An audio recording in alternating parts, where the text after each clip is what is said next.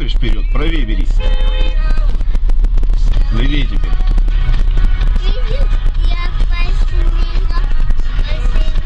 Видел. Смотри вперед, сказал, левее.